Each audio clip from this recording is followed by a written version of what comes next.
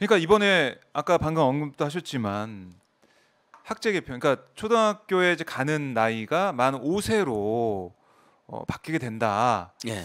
여기에 대한 학부모님들의 걱정이 정말 많더라고요. 그러니까 우리가 아이들을 저도 뭐 다 이제 키워봤지만 8살에 보내는데도 걱정이 걱정이죠. 돼요. 1학년 때. 그런 학교를 아무것도 믿고 못하죠, 보냅니다. 거의. 이제 예. 8살이니까. 근데 외적으로 좀 똘똘해서 7살 뭐 빠른 친구들도 있잖아요. 거기까지만 우리 사회가 합의가 된 겁니다. 사실 뭐 지금도 갈 수 있죠. 예, 사실은. 경험칙으로 네. 거기까지는 인정이 된 거예요. 네. 근데 연일부분 우리 사회가 합의도 안 돼 있고 교육 전문가들도 그렇고 유아 전문가들도 이건 아니라고 그러는 겁니다. 그래서 어린이집 있고 유치원이 따로 있었던 겁니다. 그렇죠, 그렇죠. 그럼 교육기관이 있는 수십 거죠. 년 합의해 온 겁니다. 그리고 일부 무슨 조기 교육론자들 있잖아요. 조기 영어 교육 시켜야 된다. 네. 뭐 옛날 이명박. 그러니까 그 용산 공원이 한국말로 하면 멋이 없다잖아요. 이 완전 친미 사대주의, 영어 사대주의자가 있는 윤석열이 예. 내셔널 메모리얼 파크로 해야 된다는 자니 네네. 또 거기 무슨 조기 영어 교육론자들이 들어가 있습니다. 윤희숙도 그랬고요. 그런 사람들이 다. 그러니까 또 꺼내는 거죠. 옛날 조기 영어 교육 시켜야 된다서 오렌지가 아니라 어린지로 교육시켜야 된다고 했던 자들이 또 들어가서 일찍 그렇게 공부를 시키고 네. 일찍 살아 나가서 더 많이 어렸을 때부터 시작해서 더 많이 노동 시간을 종사하게 만들자라는 일찍 교육을 시작해서 더 길게 빨리 직장 생활 해가지고 그러니까 교육부 보고 경제부처라고 그랬잖아요. 경제부처. 그렇죠. 윤 대통령. 그 윤석열이 지시한 대로 지금 하는 겁니다. 자, 사람의 예. 교육이란 게 전인 교육을 하고 인간의 됨됨이 네. 사회성을 기르고 공동체를 사랑하고 역사 의식을 기르는 것이 아니라 역사 민족 의식을 기르는 게 아니라 오로지 기업의 부속물로 더 네. 빨리 나아가게 해서 더 많이 경쟁하게 해서 더 살아남는 자들만. 근데 안 그래도 지금도 예를 들면 과밀학급 문제도 있고 교사인데 학생수 문제도 있습니다. 옛날보다 그렇죠. 많이 줄어들었지만 근데 당장 내년에 만약에 시시한다 예를 들어보세요. 그러면 내년에 8살, 7살, 6살까지 들어가는 거예요. 그럼 학생들이 엄청 많아지겠죠. 그렇죠. 그런 이미 감당도 안 됩니다. 준비도 안 되고. 그래서 나눠서 하겠다고 15개월씩 나눠서 예, 하겠다고 하는데 이렇게 중요한 문제를 어떻게 이렇게 함부로 결정? 저 어렸을 때 초등학교 때 오전반 오후반 있었어요. 학생이 너무 많았고 베이비붐 세대 되니까 저희들이 70년대가 그래갖고 진짜 오전반 오후반 있었다니까 막 한 반에 60명씩 60몇 명씩 드글드글하고. 네. 저도 예. 제가 다닐 때도 많아 50명 정도 돼가지고 예. 저희는 오전반 오후반까지는 아니었지만 그래도 한 반에 10몇 명 정도 있었죠. 한 학년에 막 12학급씩 있고. 맞아요, 12학급씩. 그래서 사람들 정말 학교 바글바글하고. 운동장에 가보면 우리 한번 축구하는데 축구를 막 100명이에요. 왜냐면 체육 시간 비슷해가지고 진짜는 그래갖고 팀이 여러 팀이 같이 뛰어요. 꽁이 여러 개야. 50대 50으로 축구하는 게 아니에요. A팀, B팀, C팀, D팀, E팀 이렇게 하는 거예요. 진짜로. 아마 우리 청자들 그런 경험 있을 거예요. 운동장에 다 풀어놔 버리니까 경험이 있을 겁니다. 난리도 그런 난리가 아니었죠. 다시 그런 식으로 돌아가서는 안 되죠. 그리고 저는 무엇보다도 지금 또 인테리라든지 여기 역시 친이계잖아요. 조기 등교 시켰다잖아요. 아직도 교육과. 학생들 잠이 부족하는데 제발 그런 거 하지 말고요. 제가 또 인기를 얻을 수 있느냐를 해볼게요. 아동수당 50만 원 올리세요. 아동수당을. 예. 지금 취학 연령 그대로 두고요. 그럼 아이들도 부모도 너무 좋아합니다. 출생률도 올라갈 겁니다. 그다음에 경기도 화성시, 강원도 화천처럼 아동 청소년들은 대중교통 무료 버스를 하게 해주세요. 네. 그러면 아동 청소년들 버스 타는 이유가 뭡니까? 학교 가거나 학원 갈 때 타잖아요. 어른들이 그 정도는 책임져 주면요, 아이들도 어른들을 감사히 생각하고 공동체에 대한 긍지를 느끼게 됩니다. 네. 그리고 어렸을 때부터 대중교통 친화적인 삶을 살게 되고요. 서민 중산층 부모들은 어차피 부잣집 아이들은 승용차를 많이 다니잖아요. 그렇죠. 서민 중산 부모들은 이 고물가 시대에 그래도 몇만 원, 10만 원 안팎의 가정 삶에 도움이 됩니다. 네. 토스 만복이 140원 벌로 돌아다니시는 분들이 많아요, 요즘에. 대중교통 맡기고 140원도 벌려고. 서민들이 이렇게 산다니까요. 무일푼 챌린지, 무지출 챌린지의 말이 돌려 말하면 이거잖아요. 무일푼 챌린지예요. 아무것도 지출 안 한다는 것은 무일푼이라는 거잖아요, 내가. 네. 이렇게 지금 버티고 있단 말이죠. 그런 분들이 왜 이런 정책 안 내놓습니까? 그러니까 지금 5살 만 5세 초등학교 가는 그 정책이 중요한 게 아니라 민생. 그러니까 민생을 잘 챙기고 그걸 내놔라는 거죠. 경제 정책을 내놔야지 자연스럽게 저출산도 극복이 되고. 그럼요. 또 이게 뭔가 교육부에서 얘기한 것은 저출생에 어떻게 보면 하나의 대책이 될 수도 있다 이런 얘기 하는 것 어떻게 같은데. 저출생이 더 경쟁이 격화되고 과밀하고 더 늘어날 수 초혼 있고. 연령이 낮아져서 그런 얘기도 하더라고요. 지금 우리가 20대, 30대 분들이 졸업 늦게 해서 결혼 안 하는 게 아니에요. 옛날에 결혼할 사람도 학교 다니면서도 이제 이른바 캠퍼스 커플 하면서 결혼한 사람도 있잖아요. 있었죠. 그때도 네. 막 혼수 생겨가지고 결혼하신 분들도 있고 네. 졸업하고는 상관없습니다. 아하. 그러니까 지금은 네. 너무 교육비, 주거비, 의료비, 통신비, 이자비, 교통비가 많이 드는 나라. 아이들의 교육비나 양육비나 주거비가 너무 많이 들어서 참 네. 제대로 키울 자신이 없는 것이 큰 영향을 끼칩니다. 저출생에요. 그래서 실제로 공무원하고 비공무원, 정규직과 비정규직, 부자와 가난한 사람의 출생률이 달라요. 네. 공무원, 정규직, 부자들은요 출생률이 한 명 이상을 낳아요. 부부가요, 엄마 아빠가요. 네. 비정규직, 비공무원, 가난한 사람들은요 한 명을 못 낳아요. 아하. 이래서 출생률이 떨어지는 겁니다. 그러니까 자 정확히 보자고요. 네. 젊은 부부가 동거를 하든 아니면 연애를 하든 아니면 결혼을 했던 그건 따지지 말자고요. 우리는 따지지 않고 아이가 나면 무조건 축복해 줘야 돼요. 그래야 출생도 올라가는 겁니다. 자꾸 까다롭게 굴고 어떻게 된 거냐 물으니까 아이를 안 낳는 경우도 있어요. 못 낳는 경우도 있어요. 문화적으로 네. 낙태를 하거나 심지어는 정말 안타깝게 유기하는 경우도 있잖아요. 얼마나 가슴 아픈 일이에요. 프랑스하고 캐나다가 아동수당을 고등학교 3학년까지 50만 원을 주고 대학은 무상교육을 해요. 그 다음에 아이를 낳으면 무조건 축복을 해줘요. 어떤 사연이 있었는지를 따지지 않고. 물론 어떤 범죄에 의한 출산은 엄마에게도 굉장히 충격적이니까 그런 경우를 제외하거든요. 그렇죠. 그러니까 출생률이 지금 네. 엄마 아빠가 성인 남녀가 2명까지 나요. 네. 우리 지금 0.8명 아래로 떨어져. 대한민국 소멸될 위기에 놓여 있어요. 이게 이런 게 시급한 거잖아요. 후쿠시마 오염수 방류 대책이 시급하듯이 네. 아동수당 50만 원 올리고 본인들이 경제적인 어려움 때문에 아이를 못 낳고 있는 계층, 경제적인 이유가 아니지만 아이를 안 낳는 계층들이 있어요. 그럼 뭐 여러 가지 상황이라든지 두 분의 어떤 성향상 네. 우리는 경제적으로도 풍부하지만 아예 안 낳은 부부들도 있잖아요. 그분들에게 경제적인 도움을 준다 해서 그분들은 아이를 안 낳겠죠. 하지만 최소 50%, 40에서 50%는요. 여론조사를 해보면 네. 경제적인 어려움, 잘 키우기, 한국 사회의 어떤 미래의 불안함 이런 걸로 출생률이 낮아진다 그래요. 현실의 고통은 자살률로, 미래의 불안은 저출생으로 이어지는 겁니다. 이게 세계 1, 2를 다투는 상황이 돼버렸잖아요. 우리나라가요. 그러니까 그러려면 민생고 문제, 그다음에 아이 키우기 어려운 환경 문제 돈을 들여야죠. 거기에. 아동수당을 50만 원 올리고 그다음에 대학까지 이제 무상교육도 우리나라도 결단을 내리고 네. 교육부가 해야 될 일 이런 일이죠. 자, 그러면 아이 낳지 말하게 해도요. 예. 출생률 저는 그렇죠. 자연스럽게 올라갑니다. 맞습니다. 요 정도면 거기에 이제 주거 문제가 영향을 많이 끼치잖아요. 네. 지금 졸업을 늦게 해서 아이를 안 낳는 게 아니라니까요.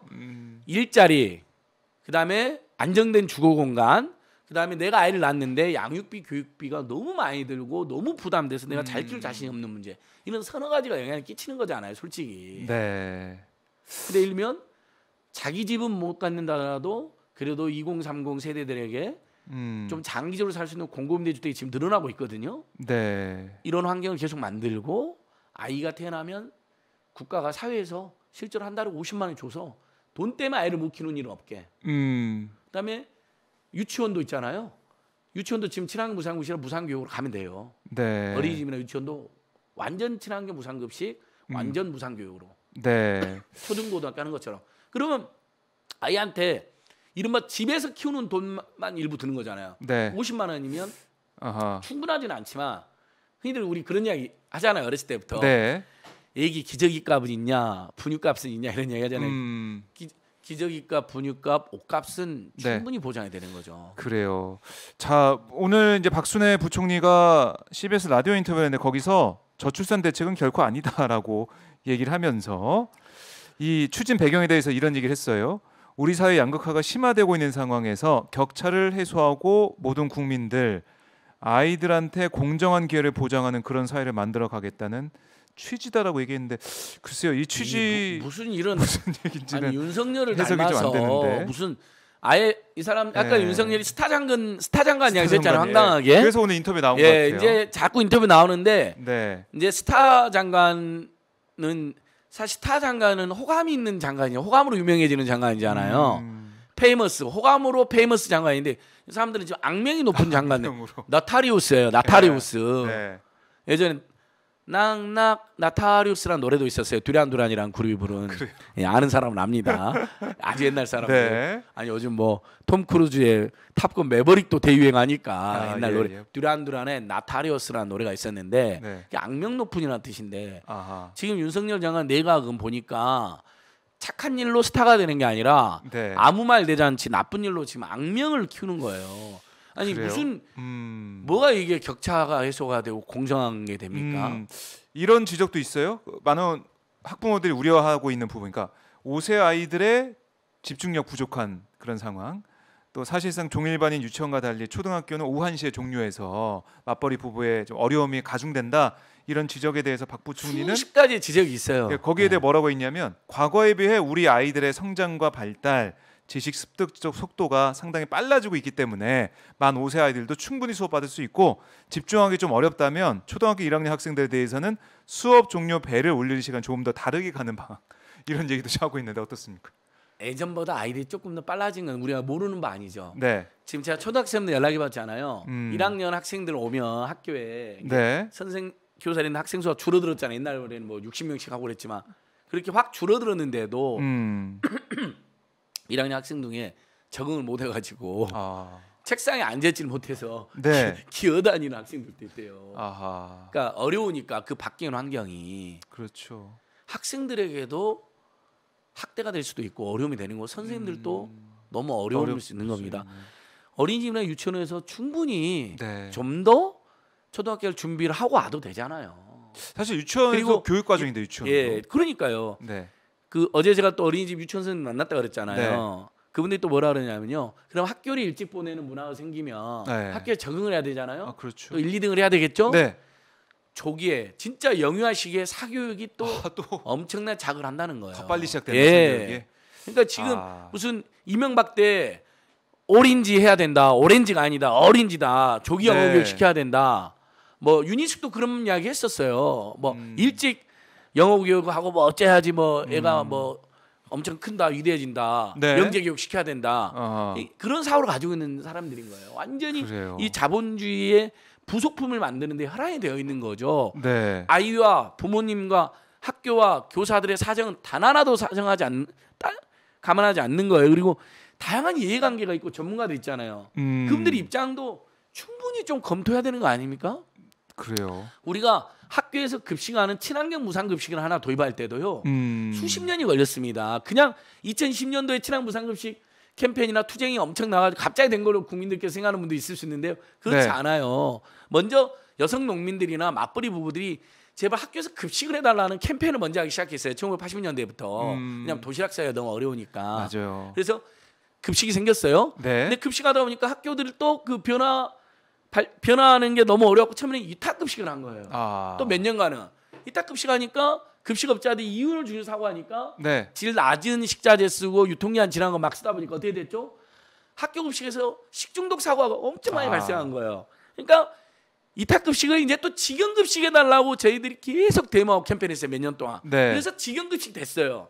직영급식 되니까 그때 저희들이 문제 제기한 게 직영급식은 좋은데 그래서 식중독 사고는 없지만 가난한 집 아이들이 차별을 받고 네. 급식비를 못 내서 이렇게 낙인 효과도 발생하고 그러니까 무상급식을 하자. 네. 서민 중산층 부모들에게도 큰 도움이 된다. 한 달에 5, 6만 원 줄어들면 내수 활성화에도 기여를 한다. 네. 그래서 자 급식제도 도입 몇 년 걸렸죠?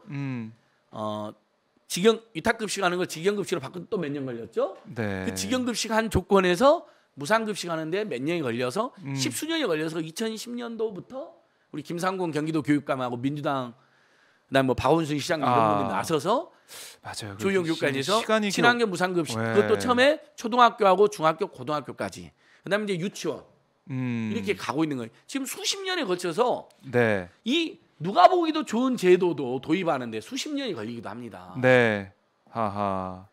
그러니까 그렇게 이제 교육 관련된 것들은 시간을 오래 두고 각 사회 이 구성원들의 얘기를 들어가면서 네. 그리고 옳은 방향을 찾아가는 그런 시간이 필요한데 갑자기 이거 앞당기겠다 하니까 물론 이제 오늘 박순애 부총리 말은 이게 3개월씩 해가지고 4년 걸릴 게 아니라 1개월씩 단축해 12년 걸릴 수도 있다 이게 정착하는 데는 이런 얘기까지 하고 있던데.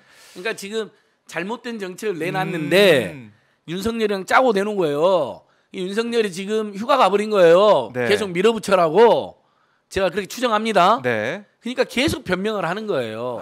철회를 해야 되는데 철회가 아니라 조금씩 윤석열 하겠다. 한동훈 집단, 윤석열 김건희 한동훈 집단의 특징이 뭡니까? 제가 수십 번 이야기했죠. 네. 절대로 인정하지 않는다, 사과하지 않는다. 그래요. 사과할 때도 진정성이 없다. 네. 개사과를 한다. 아하. 잘못이란 게 밝혀졌어요. 난리가 났어요. 오늘 또 교육시민단체들이 기자회견하고 네. 보수적인 한국교총, 윤석열 지지 많이 했던 유치원단체 총연합회 거기까지 지금 반대를 해요. 근데 잘못을 인정 안 하잖아요. 네. 끝까지 원래 이런 스타일이에요. 그러면 지지율 더 떨어진다고 제가 전망하는 겁니다. 결국은 이렇게 가잖아요. 네. 지지 20%? 저는 국민들께서 퇴진이라는 여론이 확 지금보다 더 확산될 더 겁니다. 확산될 수도 있다. 3달, 네. 100일 지나잖아요. 허니문은 끝났다. 하야해라. 퇴진이라는 네. 요구 더 확산됩니다. 지금 지금보다 더 28%대 지지율인데. 왜냐하면 가면 갈수록 태산이에요. 네. 예전에 이제 우리가 영어로 고고 마운틴이라고 이제 장난으로 이야기했는데 가도 태산, 갈수록 태산이에요. 고고 마운틴. 그렇죠? 고고 마운틴. 네. 오랜만에 들어. 예. 세상 오늘 좀 약간의 월요일 아침이니까. 두란두란도 오늘. 예, 두란두란. 예. 저 두란두란 옛날에 유명했어요. 유명하죠. 007, 압니다. 007 뷰티워키를 주제곡도 네, 불렀어요 옛날에. 알죠. 네, 오랜만에 들어서 이름을. 예. 제가 혹시 팩트가 틀렸으면 네. 팩트가 틀린 거 있으면 애청자 여러분 네. 알려주시고요. 아무튼간 뭐죠? 그 네. 탑건 매버릭은 정말 네.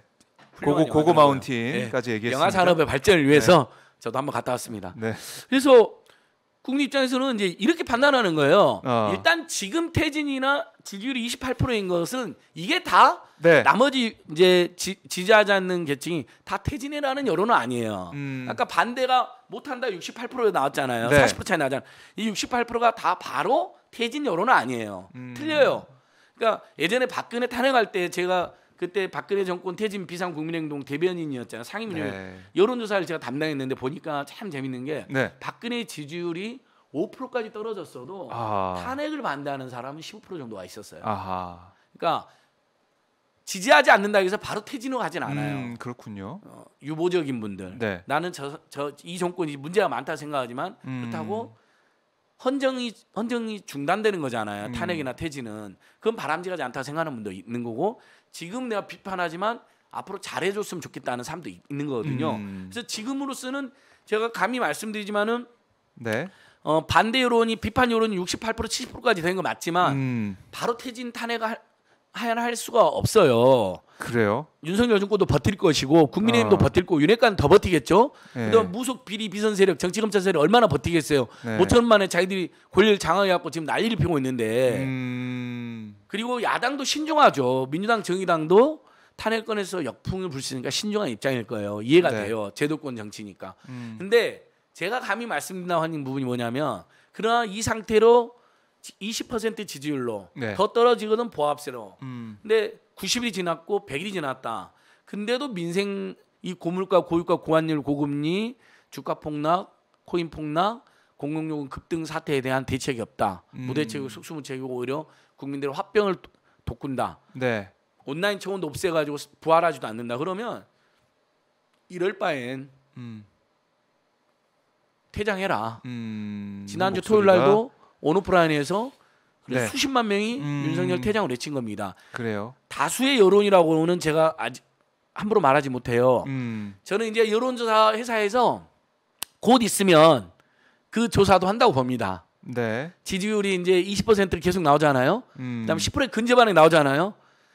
윤석열 정권 퇴진해야 되냐고 생각하느냐 여론조사도 나올 때가 옵니다. 뭐 우리 오마이뉴스에서 한번 과감하게 한번 해보셔도 좋을 것 같고요. 네. 저는 그러면 절반 정도 가까이는 나온다고 봅니다. 벌써. 이미. 그렇게 물어보면 근데 진짜 퇴진이나 탄핵이나 이루어지려면 이런 게 쉽지가 않은 거예요. 우리가 저도 네. 조심스럽다 그랬잖아요. 네네. 국민 60~70%까지는 가야 돼요. 여론이. 근데 근데 지지하지 않는다 해서 바로 퇴진 탄핵이 아니라 그랬잖아요. 네.